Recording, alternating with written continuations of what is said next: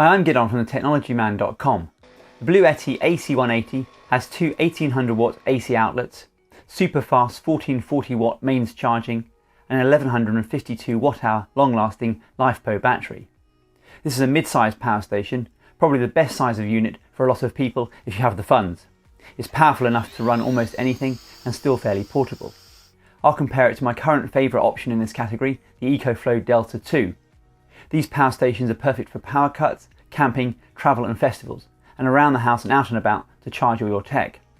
And the AC180 can charge up to 500 watts off solar panels alone when mains isn't available.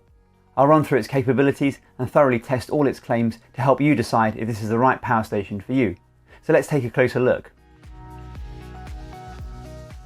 Inside the box you get the power station itself, the mains charging cable, a car charging cable, a solar charging cable and the user manual. The AC180 has an 1152 watt hour LFP battery that supports over 3,500 charge cycles and weighs just over 16 kilograms. It can just about be carried with one hand. You can see its dimensions on screen. In Bluetti's lineup it sits in between the 9.6 kilogram 716 watt hour EB70 I reviewed recently and the massive 37 kilogram 2000 watt hour AC200P I looked at last year. Considering it's far smaller and lighter than the AC200P, it still has a generous 1800 watt inverter, so it's far more capable than the smaller EB70. Its headline specs are very close to the EcoFlow Delta 2, one of my favourite portable power stations. The Delta 2 has the same 1800 watt inverter, but is 4 kilograms lighter, albeit with a slightly smaller 1024 watt hour battery. The AC180 is mostly constructed from a hard plastic and feels well made, and a little more premium than the EB70. More in line with the AC200P. But like every power station I've tested, it has no waterproof rating. It doesn't even have the rubber flaps over the main outlets like the AC200P, so you'll need to be careful using it outside. Interestingly, Bluetti's new AC60 does have an IP65 weatherproof rating. The front of the unit has a DC input for solar and car charging, an 8cm LCD screen and two 1800 watt AC outlets on this UK version. The US version has 4 AC outlets. Then there's a 12 volt DC car outlet, one 100 watt USB-C power delivery output and 4 standard 5 volt 3 amp USB-A outputs. There are no DC 5521 outputs common on these power stations. This won't be a loss for most people, but I did occasionally find them useful. The top of the unit has a 15 watt wireless charging pad and there are rubberized carry handles either side. The left side of the unit has an intake cooling fan and the right side has an exhaust fan, the mains charging input, a circuit protection button and a grounding port, which I'll discuss later. There's nothing around the back of the unit. A floodlight would have been nice. The unit is operated with 3 buttons below the LCD screen, or the smartphone app. The power button turns the unit on and a long press turns it off. The power button also toggles the display on and off. There are separate buttons to turn on the DC and AC subsystems, which only operate with the power station turned on. You can charge the power station via mains with a supplied mains cable, a car outlet with a supplied car to DC 7909 cable, or via solar with optional solar panels using the MC4 to DC 7909 cable also included. I'm not a huge fan of the round DC 7909 connector that Bluetti uses. It only supports up to 10 amps and isn't widely available. I prefer the ubiquitous XT60, but at least Bluetti provides all the cables you need. The 100 watt USB-C port is only for output. You can't charge the unit with this port like on the EcoFlow River 2 Max for example. I'm very pleased to see direct mains charging on the AC180, no proprietary AC adapter like on the EB70 and AC200P. And this unit has the fastest mains charging I've seen, up to 1440 watts according to Bluetti with just a standard and ubiquitous IEC mains cable, often called a kettle lead in the UK. It's reassuring to know that even if you forget to bring the supplied cable with you, you should be able to find a spare cable in most households. Bluetti claims the unit can charge from completely flat to 80% in 45 minutes. In my test, it had charged to 55% in 30 minutes, 92% after 50 minutes, with a full charge taking almost exactly 1 hour, which is very impressive. To get the maximum 1440 watt charging speeds, you need to enable turbo mode in the accompanying smartphone app. Initially, even after enabling turbo mode, I didn't see these speeds and the first full charge took around 2 hours. The unit does need to be completely cool to achieve these higher charging speeds. I'd recently discharged the unit and only left it around an hour or so. I had to let it cool down for a good few hours after discharging it for the fastest charging speeds, but it does remain impressively cool whilst even turbocharging. Checking with a thermal imaging camera, even the warmest expelled air was under 40 degrees centigrade. And although you can certainly hear the fans when charging at full speed, the noise is not excessive. I measured around 47 decibels 1 metre away.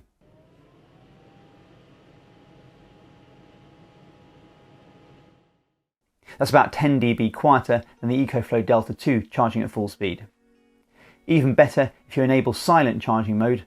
Whilst not actually silent, fan noise is barely noticeable 1 metre away. I measured around 37 decibels, just 1 dB above background noise.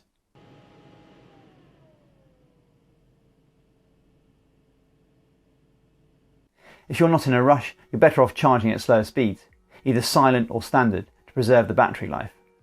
The two-colour 8cm LCD display on the AC180 is bright and clear, indoors at least, and shows total charging and output power in watts, and the remaining battery capacity graphically and as a percentage. You get an estimate of remaining charge time when it's charging and run time when it's powering your devices, adjusted in real time. Strangely, the smartphone app doesn't provide these estimates, but does show technical information if you tap on the mains or DC icons. The latter is particularly useful when solar charging. The app home screen also lets you remotely toggle the DC and AC outputs. In settings, as well as adjusting charging speeds, you can toggle powerlifting mode, which I'll cover shortly, and you can configure eco settings to customize timeouts for the AC and DC subsystems, configure the screen timeout under auto sleep, and upgrade the firmware. Upgrading the firmware is more complicated than it needs to be with the Bluetti, separating the updates into 3 components that won't mean much to most people. In advanced settings, you can toggle the AC frequency and turn on grid self-adaptation, which used to be called grid enhancement mode. In the user manual, they suggest enabling this mode if you're charging the AC180 via an unstable AC source, like a generator. The only downside, as I understand it, is there might be a slight additional delay in UPS mode, which you don't want. I'll explain and test the UPS mode shortly. I tried charging the power station from my car's 12-volt output with a supplied cable. With the engine running, I got just over 100 watts, which would take around 12 hours to completely charge the AC180. If your vehicle has a 24-volt output, you can charge at twice this speed, around 200 watts. I confirmed this with the bench power supply. The DC input supports an input from 12 volts all the way up to 60 volts, which is great for solar charging. Bluetti also specifies a maximum of 10 amps, but testing with my bench power supply, you're limited to 8 amps at 32 volts and lower. I ramped the bench power supply all the way up to 60 volts and set the current limit to 10 amps. At 50 volts 10 amps, you reach the 500 watt maximum DC input. As you increase the voltage further, the current dips, holding this 500 watt limit. The AC180 has a built-in MPPT controller for more efficient solar charging, and with its wide input voltage range, you can use pretty much any solar panel to charge the unit. I tested it with the 350 watt Bluetti PV350, which is a great match with an open circuit voltage of 46.5 volts and just under 38 volts at full output. It's one of the heaviest solar panels I've tested, weighing just under 14 kilograms. You can see its dimensions on screen. But it's very quick and easy to unfold and set up. It has integrated elasticated hinge legs that let you easily set the tilt angle depending on the sun's position in the sky. I'm also pleased to see it has an IP65 splashproof rating, so it should handle a short shower. In a zippered pouch, the panel has a nice thick 12 gauge integrated cable with MC4 connectors that connect to the supplied MC4 to DC7909 adapter that plugs into the AC180. On a sunny day at 2 PM in August in the UK, I was able to charge the power station at almost 300 watts, which is very impressive. Conditions were good but not ideal, so I think you could get even more from this panel. At 300 watts, you could completely charge the AC180 from flat in under 4 hours. It's not easy reading the display outside, but you should have the power station in the shade, not direct sunlight. And you can always use the app to monitor charging, and you get the additional info on voltage and current, not displayed on the unit itself. The PV350 is the best solar panel I've tested so far, both in output and ease of use, but it comes at a price. You can check the current price in the link down below, but at the time of the review it's around £650 or $650. As a cheaper alternative, I also tried charging the AC180 with a 200 watt Bluetti PV200 that I tested with the EB70. In similar conditions, I got around 165 watts. I did consider joining these two units in series to max out the solar charging capabilities of the AC180, but the 26.1 volt open circuit voltage of the PV200, combined with the PV350's 46.5 OCV, would exceed the maximum 60 volts of the AC180, which could damage the unit. Bluetti specifically states this wouldn't be covered under warranty. You could connect the PV200 safely in parallel for extra current, but the 10 amp limit would kick in pretty quickly, so it wouldn't be worthwhile. If you're after a budget option and don't need the portability of these panels, there are panels on Amazon and elsewhere that might be a good fit. I'll provide a link down below. Ideally you want between 40 and 50 volts at 10 amps. The AC180 also supports dual charging, so you can charge off solar and the mains input at the same time. The unit will prioritise the solar input. I could charge in turbo mode at over 1400 watts and then add the EB70's T200S 200 watt AC adapter to the DC input to get over 1500 watts. I'll show a scenario where you may want to use an AC adapter into the DC input shortly. Finally, you can charge the AC180 off the B230, B300 and the new B80 expansion batteries. I don't have any to test, but they all support the AC180 in power bank mode for more efficient charging. If I get hold of one, I'll provide further details. The AC180 has a substantial 1800 watt inverter that can briefly surge to 2700 watts. That should be able to run most household devices with its two AC outlets. Considering this unit is larger than the very comparable EcoFlow Delta 2, it's disappointing there are only 2 outlets compared to the Delta 2's 4, in the UK at least. They both have a pure sine wave output important for sensitive electronics that I confirmed with the graphical multimeter. In the smartphone app, you can enable powerlifting mode, which lets you power purely resistive loads like heaters and hair dryers at up to 2700 watts. It does this by lowering the voltage, so use this mode with care.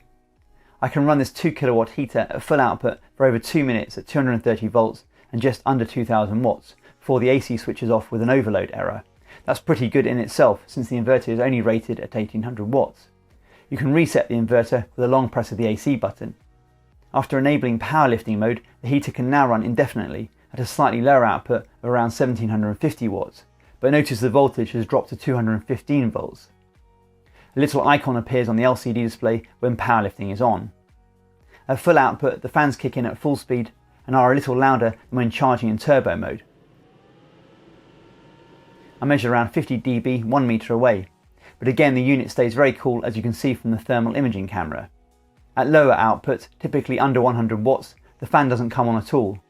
Then the fan speed and accompanying noise gradually increase with output. It's still pretty quiet, around 44 dB even at 1000 watts. This will vary depending on ambient temperatures. Around the house, as well as a fan heater, I could run most items I tried, including an espresso coffee machine and a 1550 watt hairdryer. In fact, the only thing I really couldn't run without powerlifting mode on was a kettle. Out in the workshop, I could pretty much power any handheld power tool, so I tried it with more demanding stationary machinery. It easily ran my Bosch 1800 watt sliding miter saw with a universal motor, but also managed to power my record BS350 14-inch bandsaw with an induction motor. Induction motors have a big startup draw, so are always more of a challenge.